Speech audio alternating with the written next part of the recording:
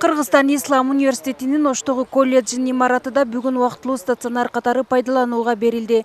Имараттын шарты менен кала башчысы тиешелүү жетекчилер менен барып таанышты. Бул жерге 50 койкага ылайыкташып, бүгүндөн баштап ооруга кабылган жарандарды кабыл ала баштайт. Имаратта баардык шарттар каралган. Өзүнүн больницалар жетиштүү болот десек, мына тилекке каршы күндөн күнгө абал курчуп атат. Имаратты берүү чечимин Кыргызстан Ислам университетинин ректору Абдушукур Ажы Нурматов кала башчысы менен сүйлөшүү учурунда айткан.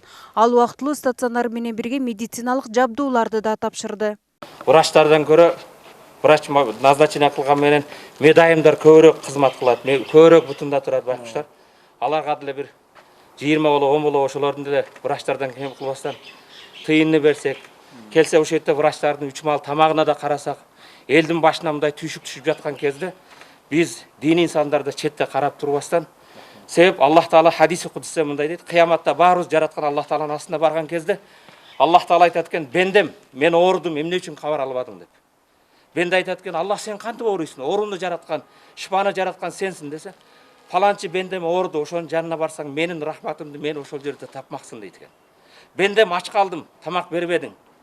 Кантип сага тамак бермедим? Рызкыны сен жараткансың" десе, "Фаланчы бенде ачка калган кезде кабар албадың" дейт экен. Динибизде бир мусулман ачка жатса, кошуна ошону билип, ачкалыгын билип, көңүл бурбаса, ал менин үммөтүм эмес дейт пайгамбар. Ошондуктан мамлекетибизге мындай түшүк келип аткан кезде биз Кудайым буйрса колдон келген жардам берүүгө даярбыз. Ошол эле кезде силерди массалык маалымат каражаттарынан бир пайдаланарым. Кээде ушундай эмеде кээ бир түшүнбөгөн инсандар болуп кеткен. Эгер келип калса бизге жугуп калабы, башка болобу? Андай дебеш керек, урматтуу мусулман бир туугандар. Бул апаттан баардыгыбыз биримдикте, ынтымакта жеңебиз Кудайым буйрса. Ооруну берген шифаны да Кудай берет. Бирок мындайда тайдегер болуп турбастан ар бирибиз жардам колубузду узатышыбыз керек. Жок дегенде жакшылыкка жардам бере албасак, унчукпай ошого бир жамандык кылбастан, зыян жаман сөз сүйлөбөстөн алкыш айтып турганга жарайлы да.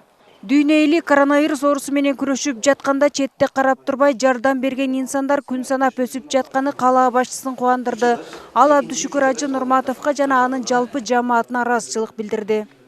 Эмне жардам болсо биз даярбыз деп мына биздин көңүлүбүздү көтөрүп мындай байланышып аттык, телефон аркылуу болсо дагы. Бүгүн Кудайга шүгүр мына жүз көрүшүп, сизди келеттеп бизге дагы мына кичине дем күч болду. Өзүңүз айткандай, андай кислородный концентраттарды бүт мамлекет эл деле берип атат. Бирок бул баардыгы көңүл экен. Көңүл ушул төртөө болсо дагы мен ойлойм канча деген адамга пайдасы тиет. Албетте. Коргоочу кийимдер канча врачтар кийип ошолор дарылайт. Мындайча айтканда ушинтип жардам тиет. Анан сиз жетектеген жамаатка баардыгына чоң ыраазычылык билдиребиз. Ушу ким кол кабыш кылгандын баардыгы биз дагы карап турабыз. Канча деген кыйын адамдар, канча деген ишкерлер бар. Бүгүнкү күндө чекедей карап турат. Баардыгы биз билип сезип турабыз, бирок көпчүлүгү мына 80-90% жакшы адамдар экен. Мына болгону, колунан келбегени барып ушу врачтарга ушу бир-эки мал тамагы болсо да берип атышат. Ошондой эле Биордо мейманканасы убактылуу стационар катары берилип жатат. Бул жер ооруга кабылган дарыгерлер үчүн деп түзүлдү. Кала башчысы бул имаратты да көрүп, жеке ишкерге ыраазычылык сөзүн айтты. Мындай жардам берели элге деген бул чоң мындай жакшылыкты чоң жардам бизге болгон. Канча деген жеке менчиктер деле унчукпай эле отурушат, бирок силер Бул имаратта 50 койкага ылайыкташылды. Ооруга кабылган дарыгерлер үчүн ысык тамактар да берилет. Жеке ишкер өзү бул имаратты ижарага алып иштетип келген. Ушундай мейманканабыз Бишкекте дагы бар. Аны дагы буйрса бүгүн эртеңден баштап аны дневной стационарга берип атабыз.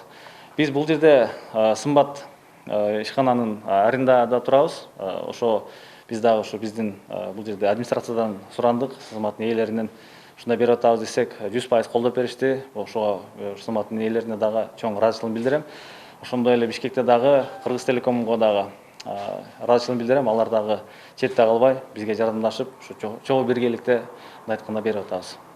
Жеке менчик имараттын убактылуу оорукана катары берүүнү каалаган, ошондой эле жетишпеген медициналык жабдууларды алып берип көмөк көрсөтүп жаткан жарандардын күндөн күнгө көбөйүп жатканы кубандырат. Фероза Шымбай, Байбек Үсөнұлы, Ынтымак.